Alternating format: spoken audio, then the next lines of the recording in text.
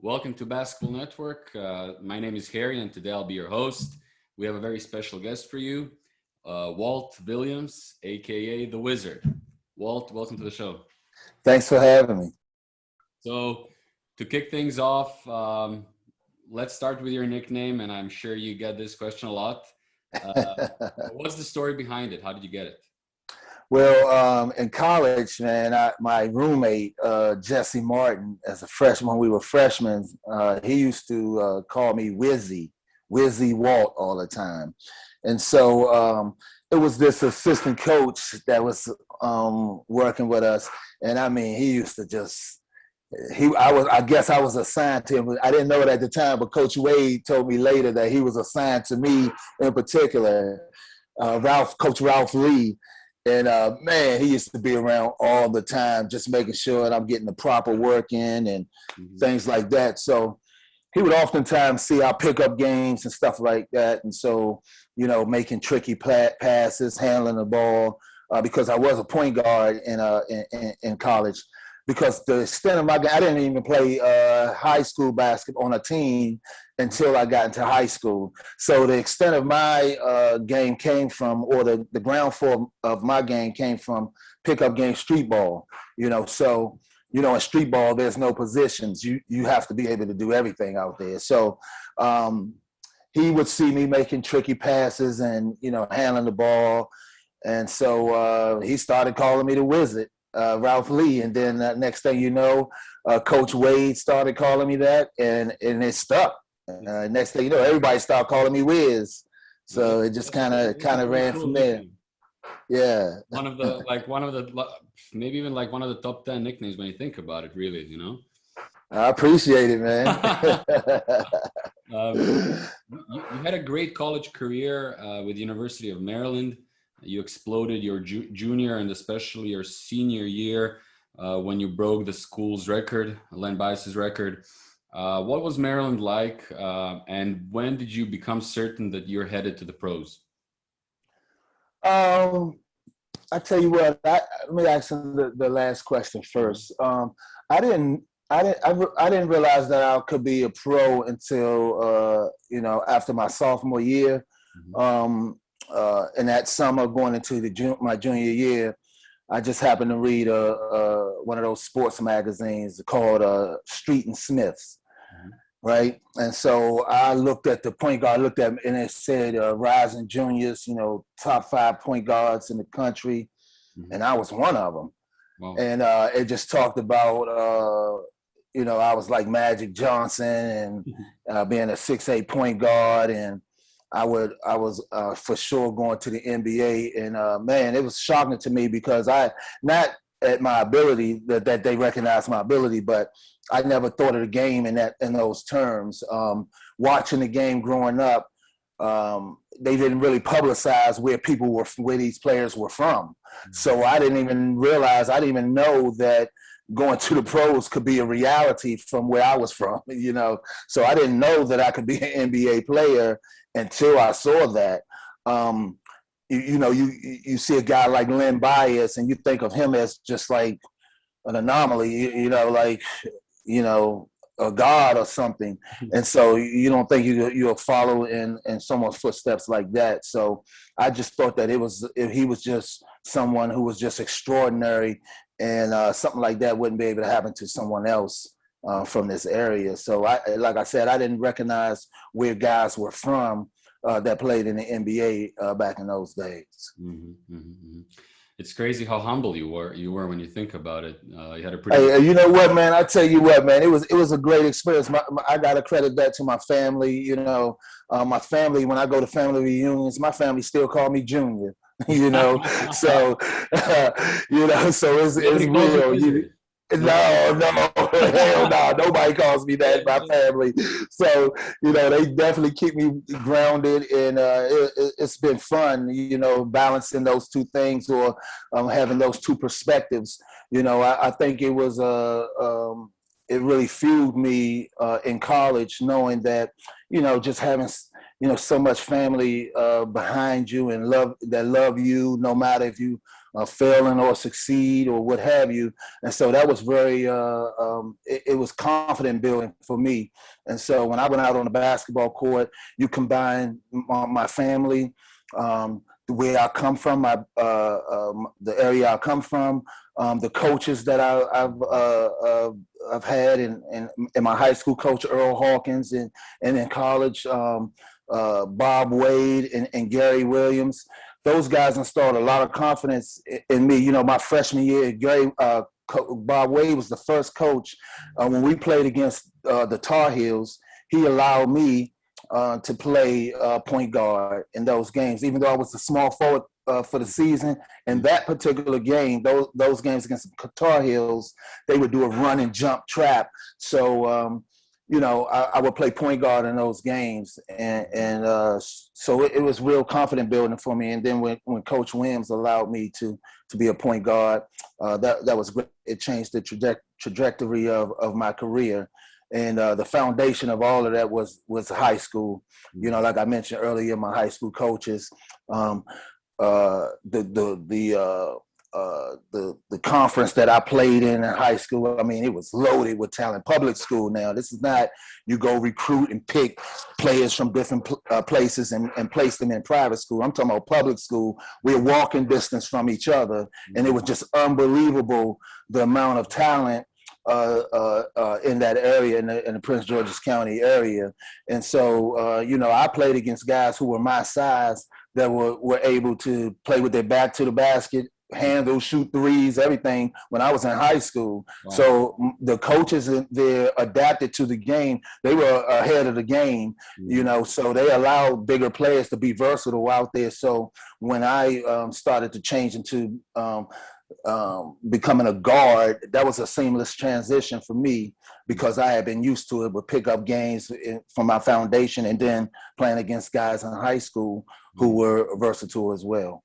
That's amazing. And just being kind of the local kid, you know, growing up in Maryland, you probably had like entire neighborhoods of people cheering you on in the arena, you know, when you were at UMD. That's pretty cool.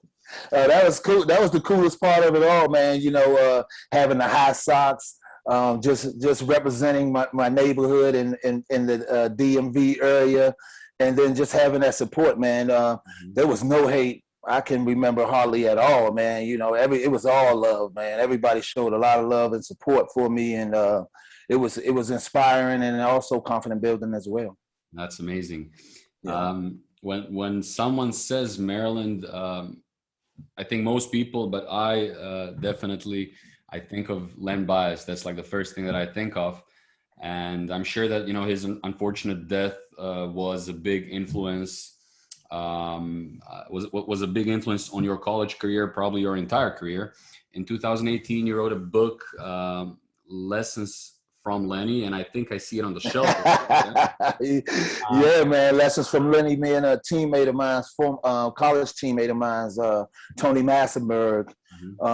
You know, as a group, we get together from time to time. The old guys that played back in the day, and we just reminisce. And often it leads to talking about Len Bias. And so I didn't know that guys loved him like that.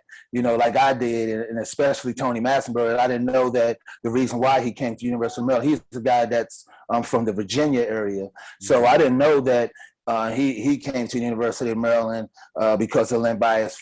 It was a no-brainer for me. I'm from Prince George's County, just like Len Bias, so he was right there in the backyard. So all we saw was him, you know, and so it was just, you know, it was just an amazing path that you wanted to take. So I didn't know that Tony Massenberg had the same kind of feeling about him. So we thought it'd be a great idea to write a book and talk about him, because I know most know about the tragedy surrounding his death, but few know about the impact that he had on the community. We talk about laws that were put in place, academic support that was changed from the University of Maryland for student athletes, the success rate, percentage of student athletes, the increase in the student athletes graduation rate, all of these things we talk about. So it's not just a basketball book.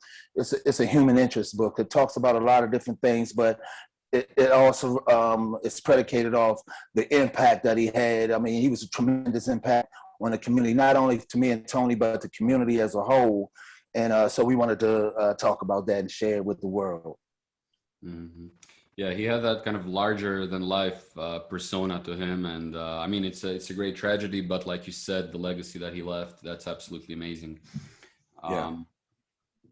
This is kind of hypothetical, you know, what ifs. I'm not really a fan of them, but I mean, he kind of maybe dominated is too strong of a word, but he used to in some games dominate Michael Jordan in college as well. What do you think, had he had a full career, would we be talking about him as the greatest of all time now? Well, I know certainly either we'll be talking about him as the greatest of all time, or Jordan would be at even a different level. I think those guys certainly would have pushed each other to the max. I think that the thing about Len Bias, and when you compare him to Michael Jordan, is that I think he was a little bit ahead of Michael when they were in college with his skill set. I mean, the jump shot that Bias, he had, that was just the prettiest thing you could ever see. And he could defend multiple positions. He was a kind of a hybrid of how you see the game played now. I think that, and that's the tragedy of not seeing a Len Bias, that I think the game would have gravitated to where it is now much quicker. But you take a guy like Michael Jordan, and you see him play in the NBA, and you see so many guys that come right behind mimicking his style of play, and you see them get to a high level. Mm-hmm. I can't remember watching a game, playing in a game at any level, and leaving away saying, you know what, that dude reminded me of Len Bias. Yeah. And that is just a tragedy. That dude's a one of a kind, but the way he played the game, there's no question that there would have been guys mimicking his style of play had he had an opportunity to play in the NBA, and you'd have seen a whole host of. That's why I think the game would have changed. It would have gravitated to the way it is now a lot sooner because of the versatility that he displayed when he played the game. Mm-hmm. So you think that even in today's game, there's absolutely nobody he compares to, or anybody at least similar to him today? I don't see anyone that's similar to this dude, man. I mean, if you watch highlights of him, he was about 6'8", 6'9". The way he could shoot the ball, it was just the prettiest thing you ever see. The elevation on his shot, the physical specimen he was.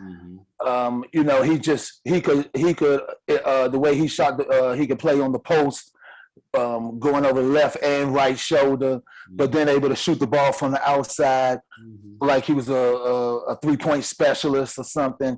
I mean, and he wasn't a guy who was a tremendous ball handler. He maybe one or two dribbles. He can get to where he needed to get his shot off, but he wasn't a tremendous ball handler to create that space. But his elevation was so high on his jump shot that no one could stop him anyway. So when I look at the game, guys who can create that space and get that shot off the dribble, they have handle. They don't have like, maybe I can go 1-2 dribble and then elevate over top of this guy, and jumper looks like that, and able to go left and right shoulder on the block and defend and block shots like he did. I mean, you just don't, I don't see anyone that's like that. Yeah, he's definitely one of a kind. Rest in peace, Len, and hopefully the kids out there are going to watch more of your highlights. Yeah, absolutely, man. It's a tremendous thing to see for real. In 1992, you were selected as the 7th pick by the Sacramento Kings, and you ended up having a very solid 11-year NBA career, averaged well over double digits, while playing for some of the for some great franchises and with some of the best players of the game. Just, wondering, did you have like a welcome to the NBA moment when you joined the NBA? Your rookie year, perhaps, somebody that you just couldn't figure out? Well, I wouldn't say it's someone I couldn't figure out, man. There was a lot of guys throughout my years, man, that were just tremendous players that you know, you could be all over them and they still make shots on a contested shots on a consistent basis. So they put you in a frame of mind that you go, man, you're just hoping that they miss out there. So it was, you know, you talk about guys like Jamal Mashburn and big dog Glenn Robinson. Those guys could score on a consistent basis, creating their own, just tough shot makers. You know, so those guys were hard to defend. But my welcome to the NBA moment, I would say, was I remember playing against the Portland Trail Blazers, I believe it was, and just having a tremendous game, maybe like scoring 30-something odd points, man. And they just kicking our butts. And up until that point, I had never played that well in a game and lost. Yeah. So I walked away going, man, it must be some incredible players here at this level, because I just had an incredible game and we got our butts kicked, you know. And so those were those Portland teams where you have Clyde Drexler, Terry Porter, Jerome Kersey, you know. So they were some really good Portland Trailblazer teams. Buck Williams, you know, Maryland grad. So they were some really tough teams. But you know, normally up until that point right there, when I had a good game and was scoring at that level, we were gonna win that game. So yeah, that just showed me that hey, there's some real good players up here at this level for sure. A whole different level, yeah. Oh yeah, a whole different level. And you know, playing on the West, playing for Sacramento, you know, majority of the games that or the dudes I faced were on the West Side, and the West Side, the small forward position was just unbelievable, man. You guarding dudes that, you know, like Dudley Shrimp, I mean, Eddie Jordan, just guys, Eddie Johnson, just the small forwards. I was one of the small forwards on the West Side at 6'8". Yeah, those guys were like at a minimum like 6'9", 6'10", small forwards, you know, able to move around, come off screens, post. And that small forward position was, to me, the toughest position to guard, because, you know, at the one, you had to keep guys in front of you, you know, make sure you contest shots. The two, chasing guys off the screen, contesting. The four, you know, he might can shoot maybe 16, 17 feet away. You got to be real physical, make sure you don't rebound. And then the center, make sure he doesn't dominate around the basket. But the small forward was the combination of all of that, man. You know, the small forward, that dude usually was able to do everything: handle, come off screens, post, rebound, like everything. So that position was very tough to guard. And also on the West Side, they had so many, you know, tall, long, small forwards, man. So it was double from that point of view. Crazy competition. Yeah. When you came in, you played some heavy minutes as a rookie. And I guess, what was your expectation coming in? I mean, you were a lottery pick, so I guess this is something that was, that was normal. That was your expectation, pretty much. Well, not only being a lottery pick, but I was a senior in college, you know, and so playing in the ACC back in those days, clearly the best conference in basketball. And, you know, it was oftentimes minimum you were going to face two pros playing on the team. That was the minimum. And when I'm talking about pros, I'm not talking about in their freshman and sophomore year. I'm talking about juniors and seniors. So guys who are pro ready, who are pros, but they're still playing in college, you know. So that was the environment of college. It was a very high level in college, because guys did not leave early. They were pro ready, but they were still playing in college, you know. So now you come from that environment, and now we come into the league. I was ready to go. I had been facing a tough experience competition up until that point. So, you know, it was just the next level. But I was battle tested, so I was ready. I was ready to go from the jump. Yeah, and you were in a great, trajectory. I think you averaged like 17 points a game and started either half or even more than half of the games. What happened your sophomore year in the pros in Sacramento? Because it was just kind of weird, you know. I saw a dip when I looked at the stats. I saw a dip in playing time and points, obviously. So it was just kind of weird for me, because the year after you kind of continued on the trajectory, but something happened in the second year. Yeah, that second year, towards the end of the season, I had broken my nose and my hand. So I had broken my nose a little bit earlier in the season. Then towards the end, I had broken my hand. So once I broke my hand, season was over for me. And then that off season, had surgery on my nose and my hand. So, my workout regimen was not where it needed to be. And so coming to the season, I wasn't in great shape, and I got injured a lot during the season. And so minor injuries along the way. So that hurt my consistency throughout. And, at that level, you have to be consistent out there. I was playing with guys like Lionel Simmons, the L Train, Mitch Richmond, Anthony Bonner. These guys, they were coming physical guys who could score, who could defend. So man, I had to be consistent, and I wasn't able to do that in that second year. But just like you said, I got healthy during the season and towards the end of that season, and it carried on throughout, and just kind of took off from there. I read somewhere about a preseason game. Your first year in Sacramento, you guys played the Bulls somewhere in South Dakota or something like that. Yeah. And, there was an ISO situation with Michael Jordan, and it involved some trash talk. I just wanted you to either confirm this or say if it's complete bull.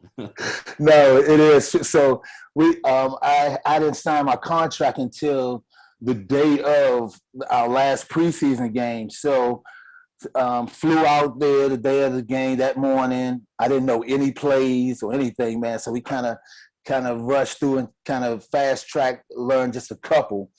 And so when I got out there, we were running a pick and roll, a 32 pick and roll. I was the 3, Mitch was the 2, Mitch Richmond. And so I was handling the ball where he comes and set a pick and roll for me. Pick and pop, actually. So the play was he set the pick, and when he popped, I was supposed to throw it to him because we anticipated a switch between Scottie Pippen and Jordan, and we wanted to run an ISO for Mitch against Pippen. Pippen wasn't the great defensive player that he ultimately turned out to be at that time yet. So Jordan was the defensive guy at this time, and so. But when I went off the pick, man, and he popped out, I just kind of looked and I said, "Oh man, I got an ISO right here against Jordan. So if I score on him, I can call my boys up tonight and let them know that I scored on Jordan. I just left from home, earlier that day, so." So I waved Mitch off and just broke the play and tried to do my ISO. I did came at Jordan, my patented crossover, right to left crossover, and Jordan stole that thing and went down and did his emblem dunk, did his Air Jordan emblem dunk. And then when he ran back down, he tapped me on the butt and said, "Man, we watch film up here, baby. I know you." And he said, "I knew you was going to do that fake ass crossover." That's crazy. He prepared so much for a preseason game, man. Oh yeah. So he was watching college. He had to be watching like college highlights or something even that day because I don't know if people were talking or if it was in the papers or what have you that I was coming close to signing a contract or not. So I don't know if they anticipated that I would play in that preseason game, but yeah, he knew certain things that I would do out there for sure. Wow. But man, that's great that you took the opportunity. Many people wouldn't even think about it, Oh yeah. I got some Michael Jordan stories for sure, man. That guy was phenomenal. I definitely want to hear more of those. But I gotta ask you one thing. Sacramento, Spud Webb, man, he could fly. Like any stories of him dunking on people in practice or that sort of thing? You know what? I'm gonna tell you something about Spud. When I played with him, he was at the end part of his career, so. He wasn't the high flyer that he was with the Atlanta Hawks, but he certainly could still dunk that thing with no problem. But here's the unique thing about Spud when he was in practices, man. He would practice with, he would get his ankle taped, but he would practice in shoes that, you would run on, like a style of shoe that you might go jogging in or run around a track. He practiced in those that style of shoe, untied. And the thing about Spud is that he didn't really dribble too much with his left hand. He was really strong right-handed, but you could not, normally when somebody is not really as good to their offhand, you kind of shade their strong hand. But he was so fast that if you shaded one side, he would just blow past you anyway with that strong hand, on that same side. And he never lost his speed or athleticism, even with the shoes, how he wore his shoes and the style of shoe he wore in practice. I always thought he was going to break his ankle or something, man, but I mean, he used to be out there flying around for sure. Wow, that's a great story. But maybe he wanted to get injured if he played in those shoes. That's great. I believe he had a contract with Mizuno or something like that. Then, so it was his own. I think I didn't see many players with this style of shoe. So I think it was his own thing he had going on too. Man. Used to love watching his highlights as well. After Sacramento went to Miami, you were there for part of the season, but played with great guys, obviously Alonzo Mourning, Hall of Famer, Tim Hardaway, and the coaching legend, Pat Riley. We hear a lot of stories about Pat Riley being this amazing motivational speaker in the locker room. We hear about guys wanting to run through brick walls after hearing these speeches. What are some of the takeaways, if any, from your time with a coaching legend? Well, I tell you what, man, he that's definitely true. I mean, pregame, I haven't played for a coach like that before that just gets you so fired up. And he wasn't a screamer or anything like that. He was very chill, low key. And he just was a great storyteller, man. And he could tell a story before a game, and I'm telling you, you'll be so wired and so ready to go. It was just amazing to experience that. And he could always make it was always a great analogy to the game or the game we were about to play, or specific to the opponent we were about to play. Mm-hmm. So it was just a unique experience to go through. And I mean, he was a guy literally that was in misery when he lost the game. I mean, he couldn't really even look at guys when we would lose. So, I mean, the practices were grueling, and so the games were almost easy. It was such a physical style of play. Just it was fun to see competition wilt under that pressure in games, man, and knowing that this is what you do every day in practices. And so, you build that confidence within as well, playing and creating that type of an environment for your opponent, and knowing that, oh man, they can't survive this. It was great to experience that. And it was maybe about 3 or 4 of us that joined the team after the All-Star break. We were in like 12th or 13th place then. Mm-hmm. And so we had the best record in the second half of the season and moved up to 8th spot. Unfortunately, we matched up against the Bulls in the first round by moving to the 8th spot, and they swept us. But, we had a great run after the All-Star break in that second half of the season for sure. Mm-hmm. What a guy. I mean, he's just a genius, coaching. I tell you what, we used to walk into practice. We practiced at this high school. I can't remember the name of it, but sometimes he used to sit this cage with like knee pads and girdles with hip pads in them and all of that, because sometimes we used to play this game. I forgot the name of the game, but we would play no fouls and there's no out of bounds. So when you run for loose balls, sometimes dudes like run you into the bleachers or whatever, and it was legit because there was no fouls and there's no out of bounds. So American football and basketball combined, Yeah, absolutely. I mean, we would do drills like he'd sit a guy, stand a guy. We would be around the free throw line area, right? So a guy would stand in the middle of the free throw line.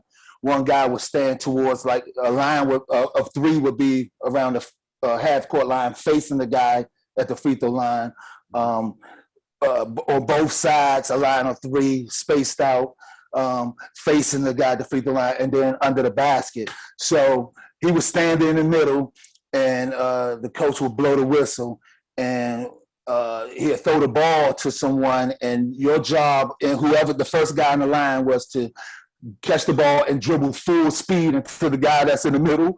He had to stand there and take the charge. Bam! Fall to the ground, get back up, and then the next dude coming right at him. So you had to go through a full man exchange. And if you didn't take that charge every time, you had to start it over and go through the cycle again. So when game time came, we were a physical team, and we were prepared for battle for sure. Guys were ready to take. Oh man, man, that's crazy. I love Pat. I love his energy. Yeah, he was a winner for sure. Yeah. After Miami, you went to Toronto. Another team I really loved, especially when T-Mac came. But yeah, Damon Stoudemire, Marcus Camby, yourself, pretty nice team. You guys were actually one of the few teams that beat the Bulls in 96, 97. And if I'm not mistaken, you were the one guarding Michael Jordan that time. Yes, I was. So normally I guard Pippen, and Doug Christie would guard Jordan. But this particular game, the setup was we would come into the locker room, and on the whiteboard, Coach Walker, Doug Walker, he would write the starting five of the opposing team, and then he would write who was guarding him that night beside him. And so when I walked in there, I saw my name beside Jordan, and I was like, oh, he must have made a mistake or what have you. So I went out, get warmed up, get some shots up, came back into the locker room. My name is still beside Jordan. So I'm like, okay, I got Jordan tonight. And so my assignment was whatever side of the court Jordan was on, push him baseline. And my power forward was a guy named Carlos Rogers, and then Marcus Camby. Both are similar in the sense that they were both about 6'11", 7 feet tall, with really thin guys with really, really long wingspan, about 8 feet wingspan, so really good shot blockers. So the first couple of times I pushed them towards them, guys contested, made a tough shot for him. So Jordan started pulling up mid-range and not going all the way into the double team. So I started to understand that, and so I started to anticipate him pulling up. I'm about an inch and a half taller than Jordan, so I was contesting his shots because I could anticipate what he was about to do. Mm-hmm. So he had about maybe 12 or 13 points that night, and I had like 20-something. Mm-hmm. So the papers were really giving it to him. News reporters were really giving it to him, but it was like one of them Bradford Smith stories, man. Like about 3 weeks later, we played him down in Chicago, and right before the game jump ball, he looked at me and said, "Man, I remember that shit you was talking last game." and I thought to myself, "Okay, let's go, let's do it." But inside, I was thinking, I didn't say anything. It was the reporters. I didn't say one word. So, but anyway, he was incredible that night. I believe he had like 40, 44 points, something like that. And I think it was in 3 quarters. He didn't even play in the 4th quarter. But I always reminisce on the first game, though. That's all. Yeah. So I'm going to tell you something, too. They were coming off a 72-10 season, and that season they were 69-13. So they could have had back-to-back 70-win seasons. If it wasn't for us. They finished 69. Yeah. Yeah, man. And we won maybe like 25 games that season. So.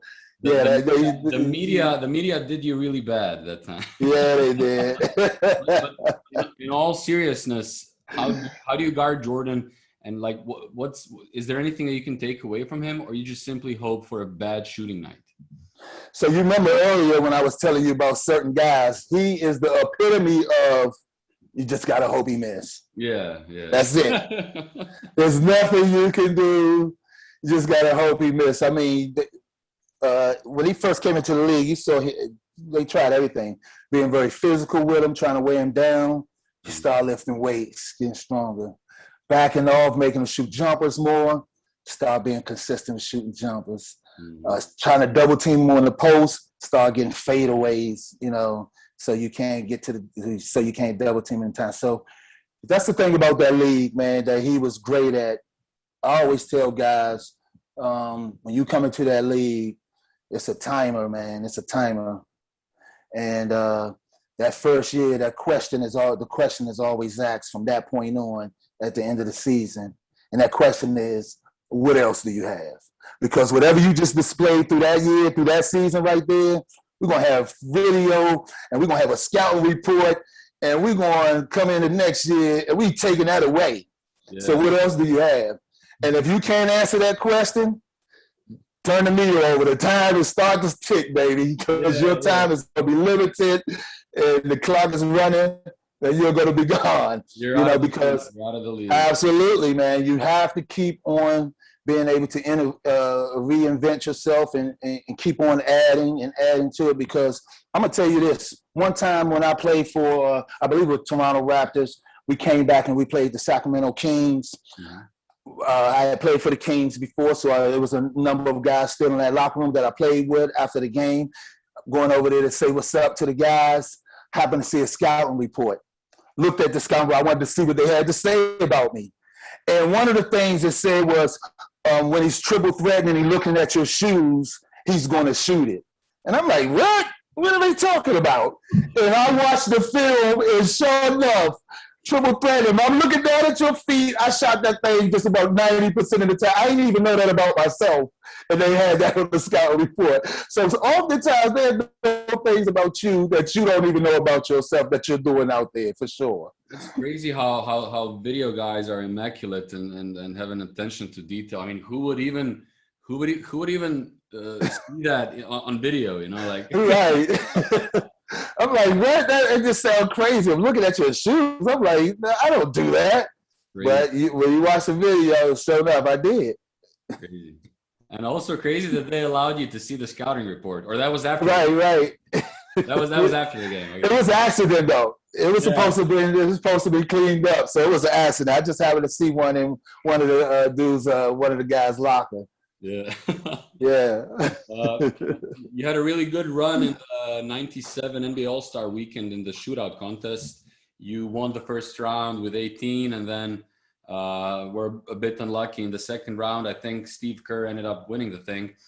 But do you like how the game has evolved, and do you perhaps regret not playing with a three-point oriented style? Yeah, I think the way the game is played now is more conducive to my style of play. In my day, the game is played inside out. So you establish an inside presence before you shot the ball from the three-point line. Nowadays, man, it's outside in. You shoot the ball well from the outside, and then you open up driving lanes to the basket. So, man, I would have loved playing in this environment right here. I tell my mom all the time, you had me 15, 20 years too early. Yeah. Man, it would be a different thing. We'll have $100 million right now. But you average like 3.5, 4 attempts a game. Yeah. If I got like 10, oh man. Yeah, and that's like five threes or 4 threes a game, just threes, you know. Just unbelievable. So I would have certainly enjoyed playing in that environment. But my rookie year, it was a great experience playing with those guys and being one of the guys who I would always watch those guys and see what they were doing and so quietly just competing with the other guys in that rookie class. So, I felt like, at that time it was an extraordinary class and one of the best classes in the history of the game. So, you just took time and sort of watched everybody and, quietly competed against everybody for sure. Mm-hmm. I got to ask you about the Toronto years. 18-year-old Tracy McGrady comes in, and did you guys give him a hard time with rookie hazing? Oh, yeah, man. We used to make him do all types of things, get coffee, newspapers and stuff like that, man. He was a good sport about it, though, you know what I'm saying? And my kids always get a kick out of it because I tell them all the time when T-Mac, they show the T-Mac highlights or he's on TV, I say, man, when I played for Toronto, that dude was my backup, man. So I would tell you something, 2 things about T-Mac, right? When I said to myself, oh, this dude right here is going to be one of the best players that ever played. in his freshman year, he used to always had that street ball game in him, trying to get the oohs and ahs. And it reminded me a lot of me in my freshman year. You know, when you had that street ball background, you always want to bring it to the floor. And so just taught him about in the pros that don't work. You got to make one or two moves and you got to get to the basket. These guys are long. They cover ground too quickly. You don't have that much time, you know. So he adapted to that pretty quickly. And I remember this one time in practice where I was guarding someone at the free throw line and he was on the wing with the ball and he went to the basket. And I'm coming from the free throw line and he's going baseline from the wing area, coming to the basket, driving to the basket. And I come, and when he goes up in the air, I jump to swipe it and he pumped it, right? So I'm swiping, I go past him. And so he's facing the side of the basket right now, you know, coming from the baseline area, he's facing the side when I went to swipe it. So when I landed and I looked back, this dude was turning his body in the air into when he dunked it backwards, his back was to the basket and his front of his body was facing forward. So I don't know how his body was this way. And then when I landed, he was hanging and then like turned this way and then dunked it backwards. And I was like, it was just the most amazing thing I had ever seen. Wow. And it was on me, you know. Wow. But the number two about T-Mac is that he couldn't shoot, right? Mm-hmm. But he can handle the ball and he was freakish athletic and he long. He was taller than I am. Developed a shot. Yeah. Absolutely. Hadn't developed it yet. So I told him, I said, listen, in order for you to be a dominant player, you know, handling and athleticism, that's great. But these guys are physical. You have to be able to shoot the ball either off the dribble or spot up. You have to be able to do that on a consistent basis. Mm-hmm. That's something he got traded to Orlando. Yeah. In the one summer, when he started the season with Orlando, this dude had a consistent jumper off the dribble and spot up. He developed that and was consistent with that in one summer. Wow! And so that just speaks to his work ethic. Mm-hmm. He was a dude that was a young boy coming straight out of high school, but he always soaked up a lot of knowledge. Mm-hmm. He always wanted to listen to anybody who wanted to talk to him about the game. Mm-hmm. And you could tell that he had a love for the game, and you could see it. He developed very quickly, mm-hmm. and he became one of the best two-guard small forward in the league. I mean, in a short period of time, and it has to, you know, his work ethic was extraordinary for sure. That's a great story, but yeah, he definitely matured really well. And when you think about it, when he was in Orlando, he would probably be like junior in college. College, yeah. Yeah. So that's crazy. Yeah, man. And yeah. Hypothetically, again, one what if question. If T-Mac had stayed in Toronto, do you think him and Vince could have done some serious damage in the league in the years, in the years to come? There, I mean, they were so exciting to watch. This is just something that a lot of people ask these days. Yeah, I mean, you know, that Orlando T-Mac, had that guy had a chance to play with Vince Carter? Oh, yeah. Mm. I certainly think that those guys could have went to another level. The interesting thing is, though, I know that when T-Mac got traded to Orlando, it was this people were questioning the amount of money he received. Like, is he that caliber of player? Mm-hmm. So it was a situation where he went into it with the pressure of, I'm the guy, mm-hmm. you know. And then Grant Hill came and it kind of was relieved, but then Grant didn't play because he got hurt. So it came right back to T-Mac, and he wore that badge the whole time. So he wouldn't have had that kind of pressure had he been playing with Vince Carter. So when he had the same progression, you know, with the same sense of urgency had been there, like I said, in one summer, a dude who could not shoot, neither off the dribble or spot up, all of a sudden became a pure shooter, and off the dribble was ridiculous in one summer, you know. So that had to be a relentless amount of work putting in, and who knows what was driving him, you know. So, but yeah, man, if he would have had that same progression that he had right there, and then being able to play with Vince, they would have been sick for sure. Big duo, man. Mm-hmm. I wanted to ask you about your Portland Portland years. Actually, it was 2 seasons, if I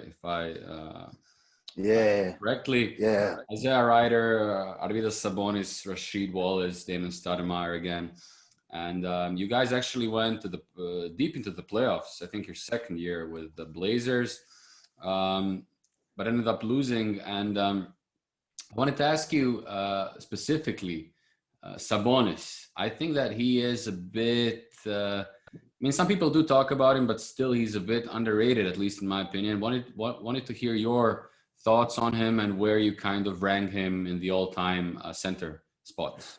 Well, let me first talk about that Portland team, and then I'll finish it off with talking about Sabonis. But I'm going to tell you something about that Portland team.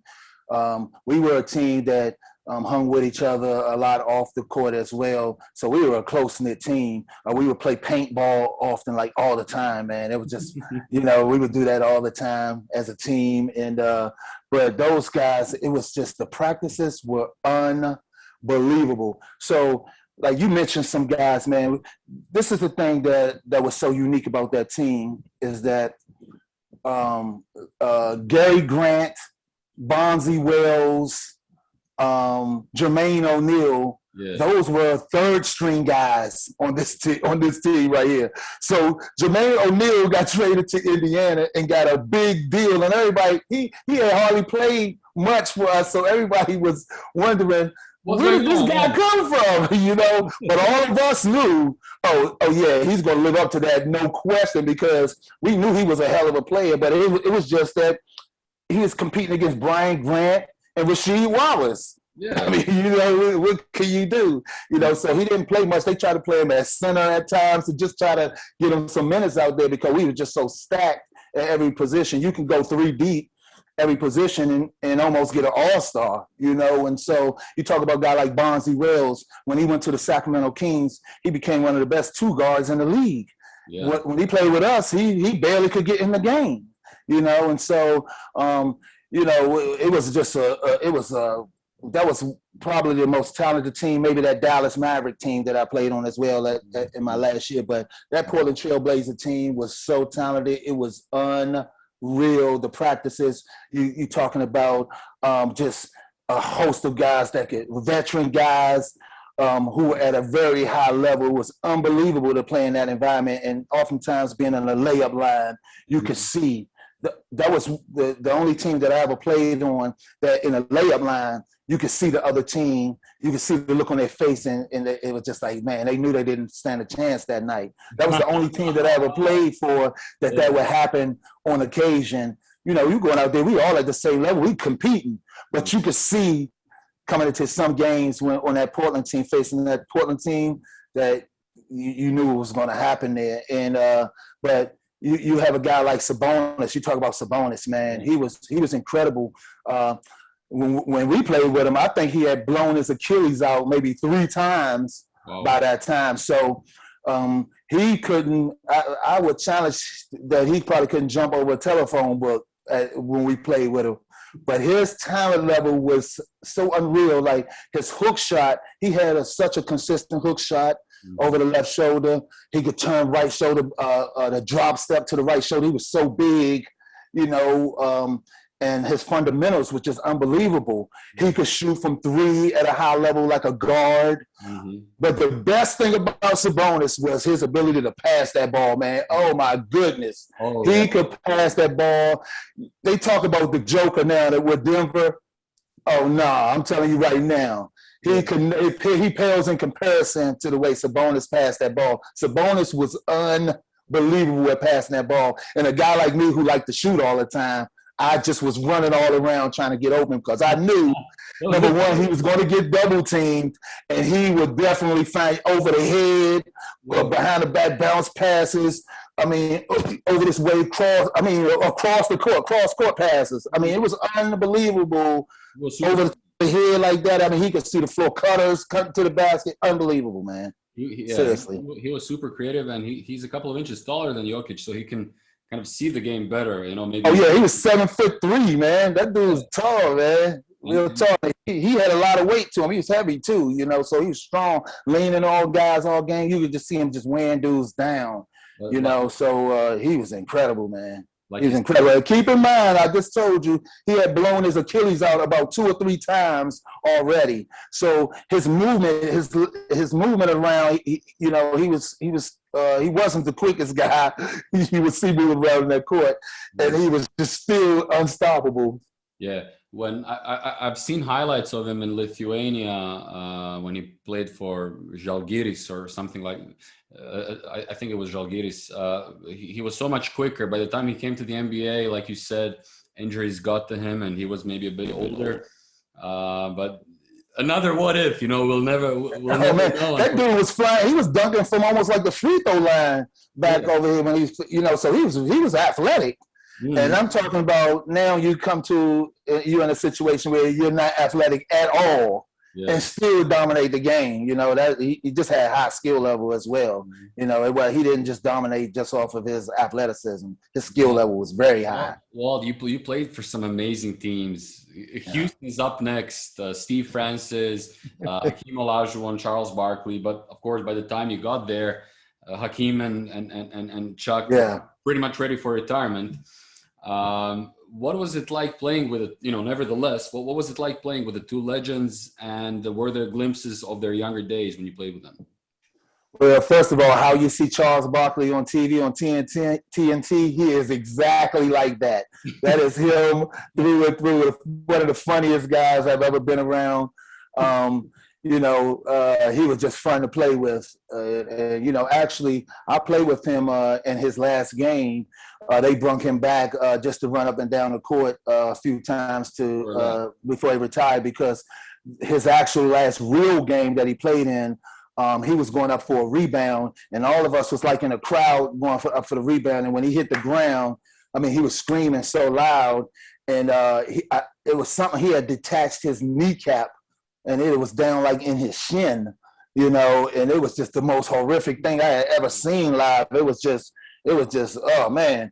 And he came back from that and played one more time to finish off his career. But, of course, it'd be times in practices where you'll see, especially Olajuwon, man. Oh man, it was unbelievable to see him at times. Sometimes he would feel, he was taking a inhaler, or he would have to get steroids inhaler to loosen up his lungs as he got older. And so he just wasn't at the same level he had been in. But there were days where, oh man, he had some flashbacks, and it was just amazing to see, this dude in just like a short space on a block, just have dudes looking clownish out there, jumping around trying to block. It would be amazing to see him going through the series, catch it, go hook shot, next one up and under pump fake, the other way fade. You could just tell exactly what the next move was going to be. But the defender had no idea he was in the matrix, And so it was awesome to see him just do that, man, and had those flashbacks. So that was an awesome team to play with. Steve Francis, Catino Mobley, Shannon Anderson. We were up and down, man, running the floor with that team. So I enjoyed playing with those guys and the style of play that we had. Rudy Tomjanovich. He's great, one of the great coaches of all time. And he, more importantly, he was a great offensive coach too, so I just love the way that he coached the game, the style of play, and just allowed us the freedom to kind of create and play that way rather than having a structure of you go to set this screen and you do that. And, it's kind of a creative style of offense similar to like Don Nelson's style as well. So it was fun to play in that up-tempo style of play for sure. Yeah. I got a kind of a maybe sensitive question, and it's fine if you don't want to answer it, but there was some bad blood between Pippen and Barkley prior to her arrival to Houston. And Pippen said something about Barkley, that Barkley would never win a championship because he was too fat and too lazy. But what's your opinion of Chuck, and did he ever strike you as a lazy guy? Oh no, he wasn't lazy at all, man. I mean, he practiced hard, and he was physical too out there, and you see him playing the games, he played hard. I don't know what his off-season workout program was. So if I look at him and said, could he stand to lose a few pounds? Of course. But, that was the unique thing about him, the way he could move around on the court, the way he could run the floor, his athleticism at that size. So, that was, the round mound, the rebound. That was his thing. He's a bigger guy, not the same height as guys that most of the time he would match up against. And that's what he had. Similar to a Zion Williamson today. Yep. Yeah. Yep. You finished your career off in Dallas, where you played alongside, it was another stacked team, Dirk, Nash, Finley, Van Exel, among others. I really liked that team, by the way. You had a deep playoff run, but lost to the Spurs in the conference finals. Yeah. And that was your last season. When did you realize it was time to retire? Was it just a moment you felt, okay, I've had enough? Or, you just wanted to hang out more with your family, kids? Well, I'll tell you what, when we had lost to the Spurs in the conference finals, that was the second time I had lost to the Spurs, because that Portland Trailblazer team lost to the Spurs in the conference final as well. So needless to say, I don't really like the Spurs that much. They cost me two chances at a championship ring, Yeah. So, playing with the Mavericks, it was a great experience. We started off the season. I think we tied a record starting off the season 14 or 15-0, and it was great to be able to play with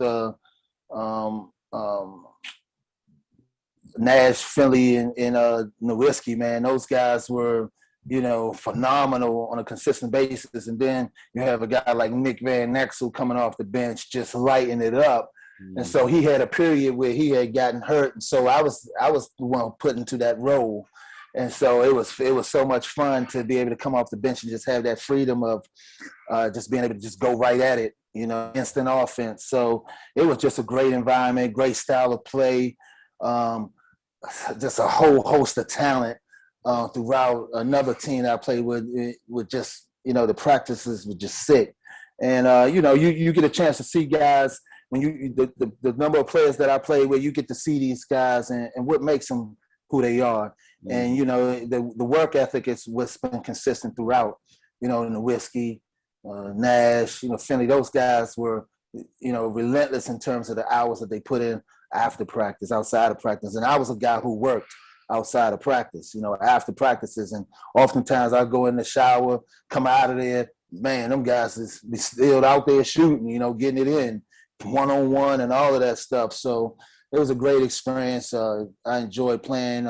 Towards the end of the season, I did start to feel like, it wasn't as fun to me as it had been in the past. Especially playing at that high level and getting to a conference finals.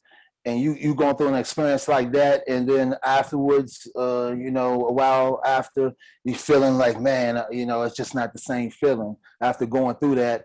And yeah, I did start leaning towards wanting to retire. But what made it final for me is I had a son at that time frame that was born, actually twin sons that were born at 24 and a half weeks, premature. So. And one of them did not make it, and so my son that did make it, he was 1 pound 3 ounces or something like that, and so he wasn't even bigger than my hand, and so I was just scared out of my wits. I thought he was going to die, and so I couldn't focus on basketball anymore, and so that retired me for good. Yeah, I mean, it absolutely makes sense, and. Didn't know about that story. Yeah. Sorry to hear that. Yeah. After life after basketball, you transitioned. You took a few years off, I'm assuming, and then transitioned to finances. Yeah. I read that you are a financial advisor and that you kind of embarked on that journey even earlier in your basketball career. How did that come about? When did you start doing that? Well, I always was a guy that math was always my subject, man. That was the thing. I just always, numbers just came easy to me. Mm-hmm. And so in my retirement, my financial advisors, they just asked me one day to come to an event with them. And after that event, they were just like, man, I think you would be good in this business. Maybe you should join our team or just give it a try. Mm-hmm. And, after going through the process, I took them up on their offer, after thinking about it. At that time, I was doing some radio stuff with the Terps basketball team.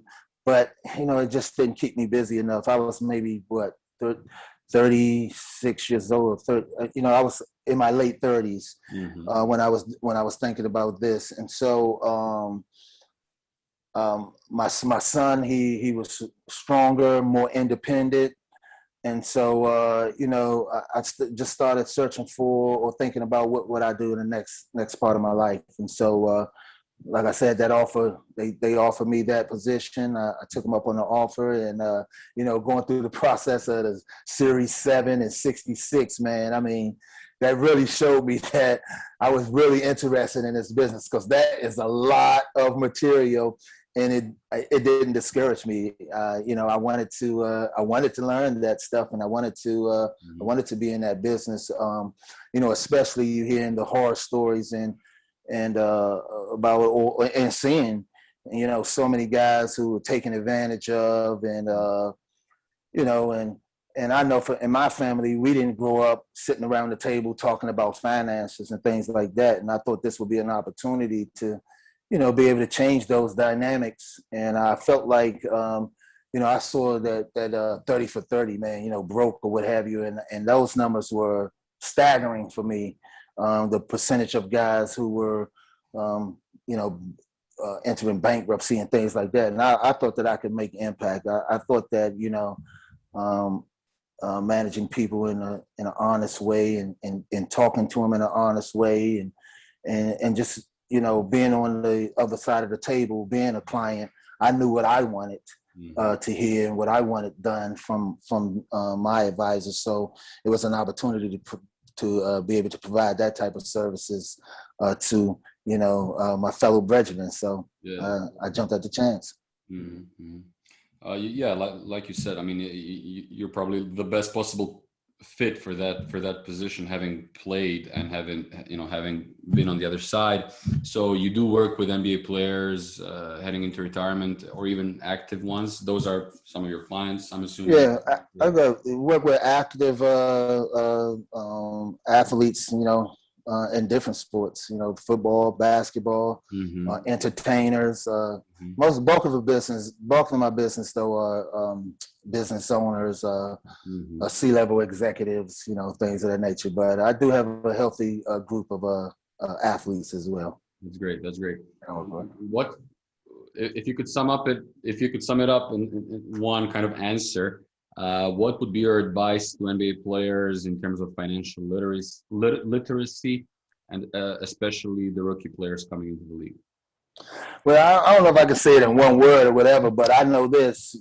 When you get into that environment and you're making that type of money, you do not want to go back to previous. So the way to not do that is to just simply pay attention, man. Pay attention to your spending and saving habits.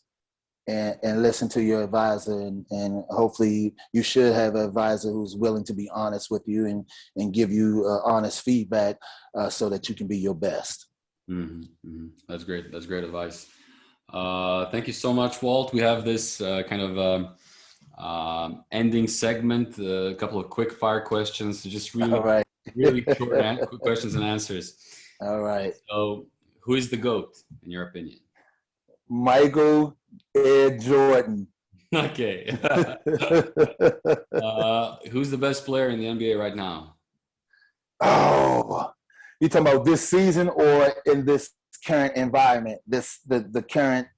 So I'll say LeBron is LeBron is the best. You're going to 8 championships already. That is sick. That's ridiculous. But I think this, in this current environment, like the past year or two, I'll probably say it's KD. Katie, yeah, really want to see the Nets do good this year and play without any injuries. You know, I do, because James Harden is one of my favorite players to watch, man. I love watching that dude, oh, man. yeah. I want him to get a championship. So, yeah, I like that dude for sure. Who is the best shooter ever? Steph Curry, man, but with an asterisk right beside Larry, man. I think if Larry was in this environment, we would have a much more healthy respect for him from the three-point line. So I'm going to go asterisk and put Larry behind it as 1A because he was in a different environment. But certainly I'll go with Steph, spot up, saying off the dribble, best shooter ever. That's a good one. Who's your favorite teammate? If you can say one guy, man, you killing me with that one. Marcus Camby, man, that dude's like a brother to me. That's the closer he's close, man. That's my brother. So I would say him. But I had so many. I think I was lucky enough to not play on teams that were really cliquish. You know, so, Rasheed Wallace, man, I talk to him all the time, man. That's a really close guy. So, I mean, he's right there, too, so it's just hard to say that. So, it's a lot of guys that keep it to Bonzi Wells, man. I mean, so Mitch Richmond. So, it's a lot of guys I keep in touch with on a regular basis to this day, man. So, I got a lot of close guys who I played with for sure. Who is the best player you ever played with? So let's say on your team. All right, that's twofold. Olajuwon, period, but he wasn't his best when I played with him. Yeah. Mitch Richmond is the best dude I've ever played with live, and you just seeing that like every night, and you're just going, oh my goodness. I think that dude he is a Hall of Famer, right? Yeah. But I think he is underrated. And the fanfare of the game, man. That dude was incredible. So he's the best player I played with, Mitch Richmond. Very underrated. Definitely agree with you. And who is going to win the title this year? I think the Nets, man. All they have to do is stay away from having injuries. And I think when you're talking about Kyrie, James Harden, and KD, I think that's a unique mix of guys who, they don't really even need rhythm to play well with each other. That is just crazy to me. Mm-hmm. These guys just getting together, missing so many games, but when they play together, when they're there, I mean, it's like they've been playing together for years. So I think they have a unique skill set. All three of them, where they could just seamlessly fit right together. So it's just a matter of the surrounding pieces being able to perform on a consistent basis, and you don't even really need that much from them. So I think that the Nets, they have to be favored for sure. They're going to be scary because when you think about it, how KD carried them, and it was just his foot was over the line when that three-point. Right. It was just him. The Lakers, man. The Lakers getting it together over there too, but I'm gonna go with the Nets though for sure. Yeah. All right, Walt. Thank you so much for your time. This has been fun. My pleasure, man. My pleasure. All the best in the future.